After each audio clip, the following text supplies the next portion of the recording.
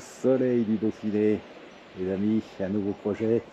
Tiens, en fait, vous avez vu, j'ai rajouté des autocollants sur le Sherpa Van pour que les gens qui suivent puissent aller voir la boutique, un QR code et on scanne.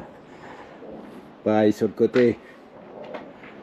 Voilà, une idée comme ça. Voilà, bon. Et ben les projets, le projet que l'on va faire aujourd'hui, on va rentrer au chaud parce que l'automne commence à arriver. Alors, quelques projets qui traînent. Hein. L'automne commence à arriver et on va se mettre au chaud. Hein. Alors, dans l'atelier, on est en train d'installer un deuxième poêle là-bas pour tenir un petit peu la chaleur la nuit en fait. Il faut que ça fasse à feu doux. Comme ça sera bien agréable. Parce que celui-là, il est très bien là. Mais ça chauffe dur. Donc c'est pas la peine de chauffer comme un malade la nuit. Autant avoir un truc qui fonctionne à feu doux. Le projet de cette vidéo, en tout cas, ça sera ça. Alors ça va se faire sur plusieurs jours, hein, bien sûr. Parce que là, on en est à l'esquisse de l'ébauche de l'avant-projet. Enfin bon, bref. C'est un 3008 qui m'a été apporté donc par un client, que je salue. Il l'a repeint, restauré lui-même, et il m'a apporté cet engin pour que je lui refasse le moteur et que je révise un peu la partie cycle. Alors, ce que j'ai commencé à faire avant de la ranger dans un coin au chaud, c'est de vérifier un peu ce qu'il y aura à faire sur la partie cycle pour savoir si ça va prendre 8 jours ou une journée. Et puis bien sûr d'établir un devis avant que je commence les travaux. Donc on va faire un tour ensemble. Alors d'abord, bon, je vérifie toujours la roue arrière. On voit que la roue arrière là, elle frotte, tourne pas librement, donc il va falloir la vérifier. Je pense que c'est un problème en fait de frein. Comme les mâchoires doivent être un peu usées, a tendu au maximum le frein. Et donc elle frotte. Alors il faut que ça lèche, mais il ne faut pas que ça frotte comme ça. Donc ça c'est certainement à revoir.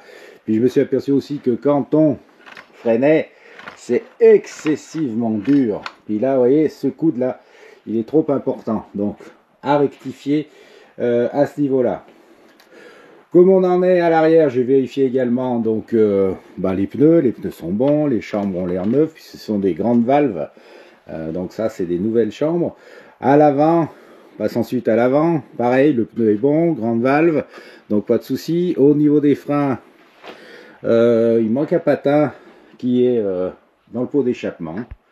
Bon, oui, on va peut-être le remettre. Et on va peut-être mettre des patins dignes de ce nom, parce que ça c'est pas fameux. Et puis on va vérifier si le frein fonctionne bien, ce qui n'a pas l'air d'être le cas, parce que vous voyez, il y a qu'un bras qui fonctionne et pas l'autre, et puis là ça doit pas passer là, ça doit passer ici. Bon, là aussi à revoir. Pour le reste, écoutez, ça a l'air d'être plus ou moins bon, hein, la bavette, le marchepied, tout ça. Je revérifierai aussi si les jeux de roues sont normaux. Ça faut pas que ça ballotte, parce qu'au bout d'un moment ça use bien sûr les cônes de roues, donc vérifier en même temps que les freins, les roues. Ça c'est quasiment systématique à chaque fois.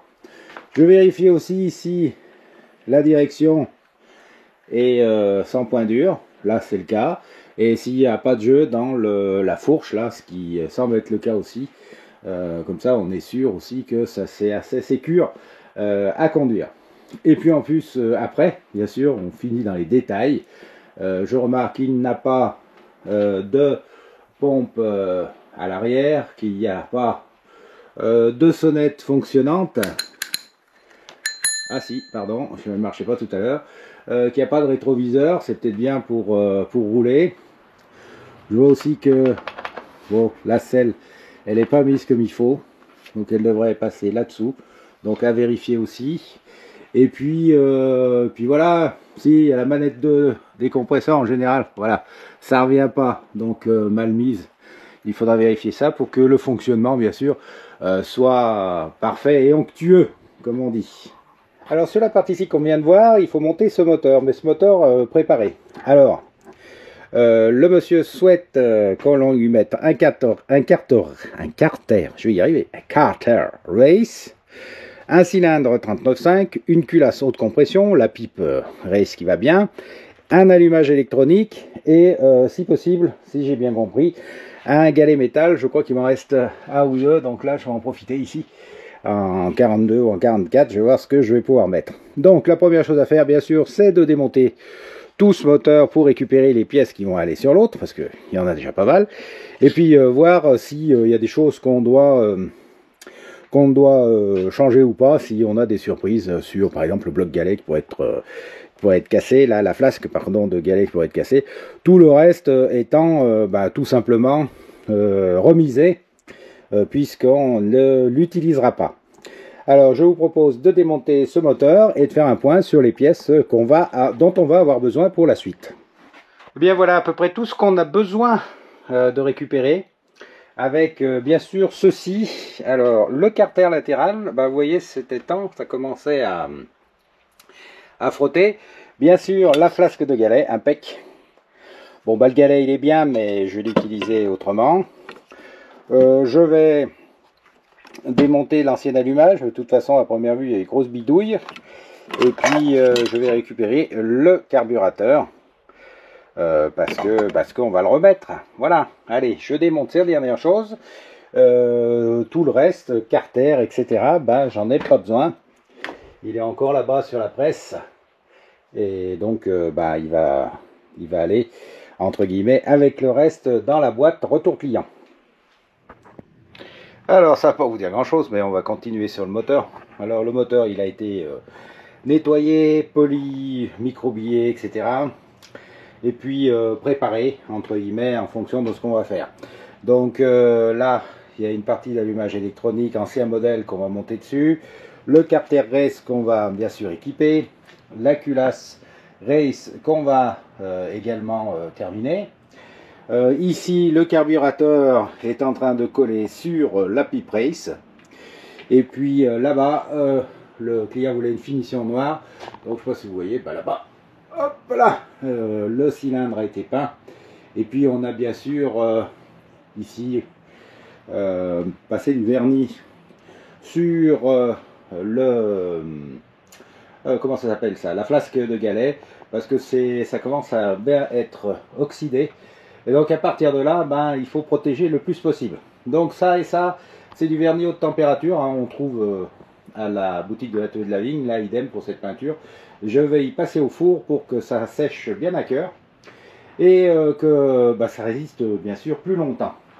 Voilà, autrement tout est normalement là pour que je puisse reconstituer le pulse de ce moteur. Alors je vais continuer tout doucement le boulot, tout simplement par l'équipement du carter race, parce que quand vous le recevez, si vous l'achetez à la boutique de l'atelier de la vigne, le roulement est collé, tout est fixé, donc vous n'avez pas cette contrainte entre guillemets à faire. Donc là c'est ce que je vais faire, comme ça après j'aurai un carter sur lequel je pourrais commencer à monter, à l'équiper, vous savez la partie que j'aime pas bien moi, à équiper avec les tôles, les ressorts, etc.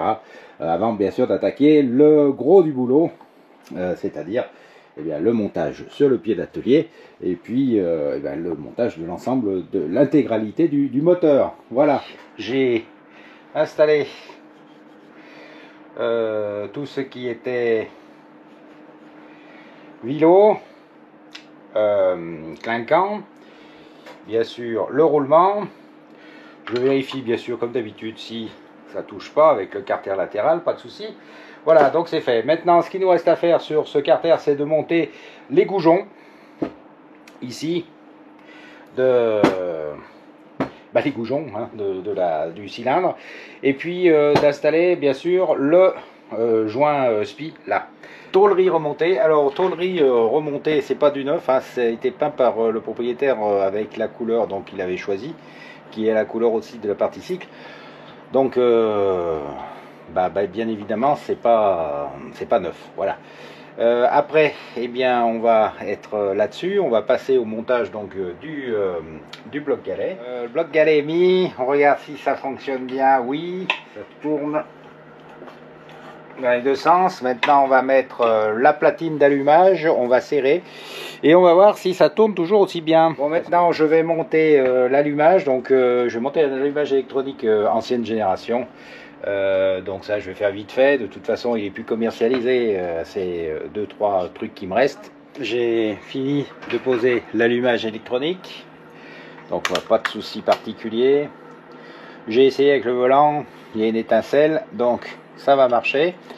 On va positionner le coupe-bout aussi. Mais en attendant, on va attaquer de ce côté. Tout simplement parce que je dois modifier le volant magnétique pour installer, je vous l'ai dit, donc un renfort. Donc je vais pas le faire tout de suite, là je vais terminer ce côté de moteur. Donc on va maintenant tout simplement monter bielle, piston, carter latéral si vous le voulez bien. Voilà, carter latéral mis, joint en base mis, piston. On va bien sûr mettre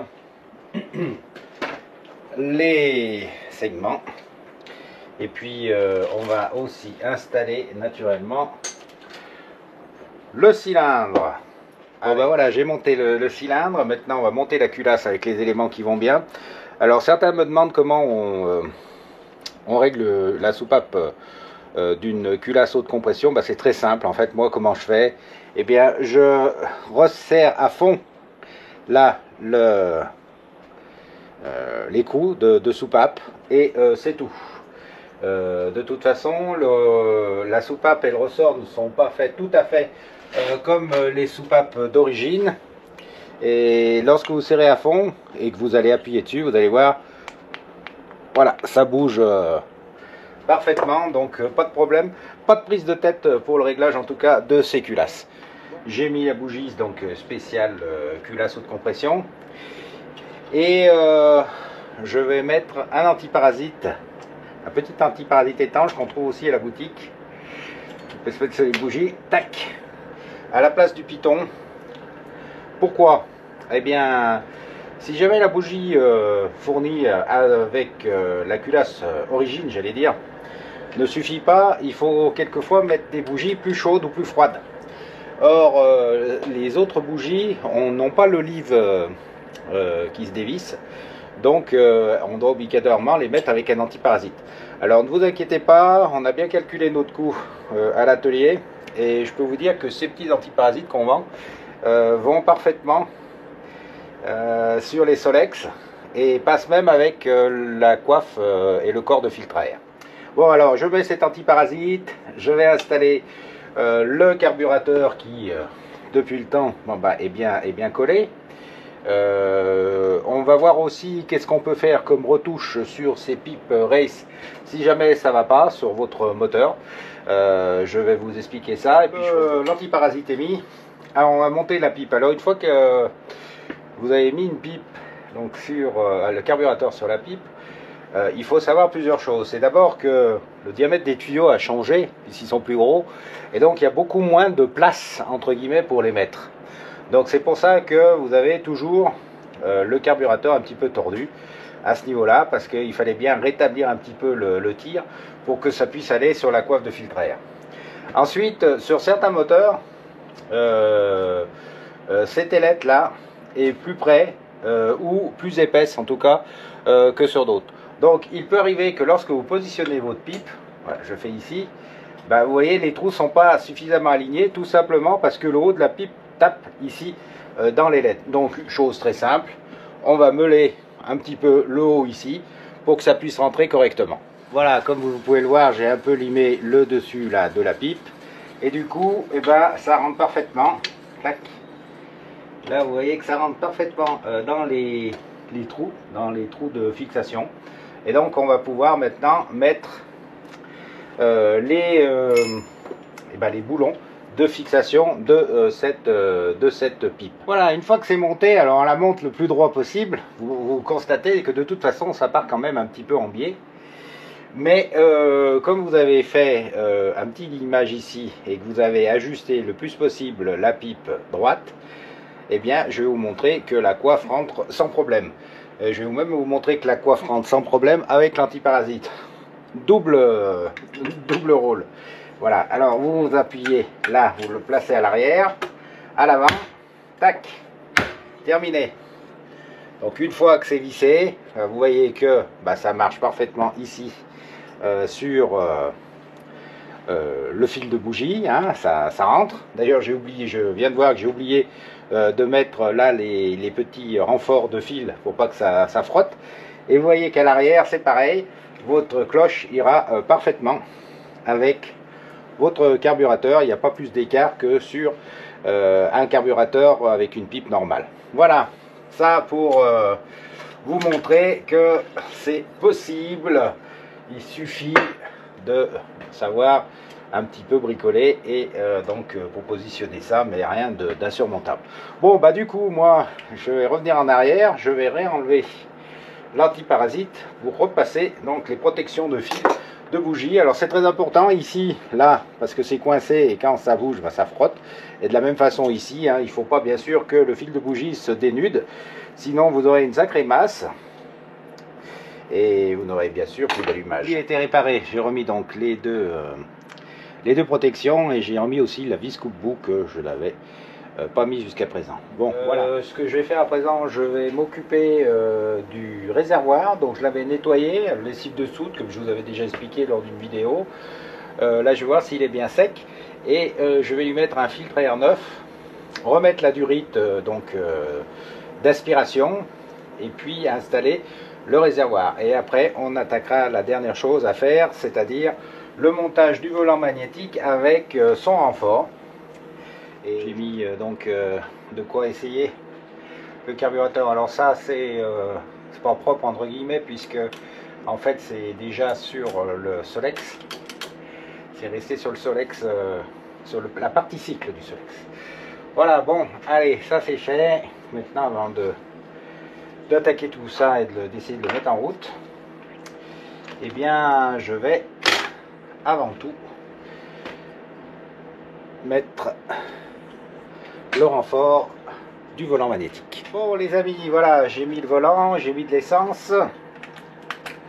Je vais commencer comme d'habitude pour voir si l'essence arrive bien au trou du gicleur.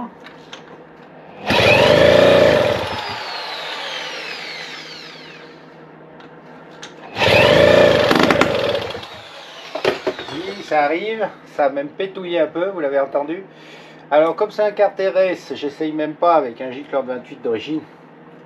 Parce que vous savez, il est fabriqué, réalisé de telle sorte que ça débite beaucoup plus. Donc je mets un 30. Et c'est parti, on essaye.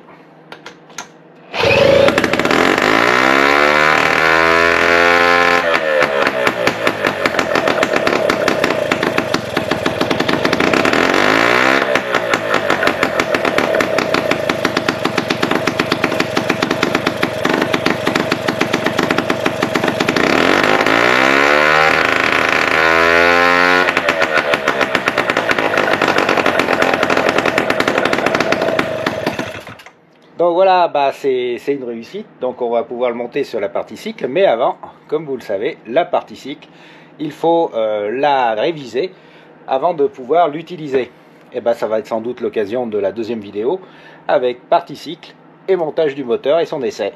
Voilà. Alors si ce type de moteur vous plaît, n'hésitez pas à nous demander de vous en faire un. Il n'y a pas de souci. Je vous rappelle, c'est un moteur où on a quasiment tout changé en fait. Donc Carter Race, bielle Race, cylindre 39.5 finition noire, culasse haute compression, pipe Race et carburateur d'origine. A été rajouté également un galet métallique, mais bon ça je pourrais pas parce que pour l'instant j'en ai plus pendant au moins un certain temps. Mais en tout cas on peut mettre un galet neuf, encore un don, il n'y a pas de souci, ça on a. Et puis bien sûr un volant magnétique renforcé. Voilà, à bientôt pour de nouvelles vidéos.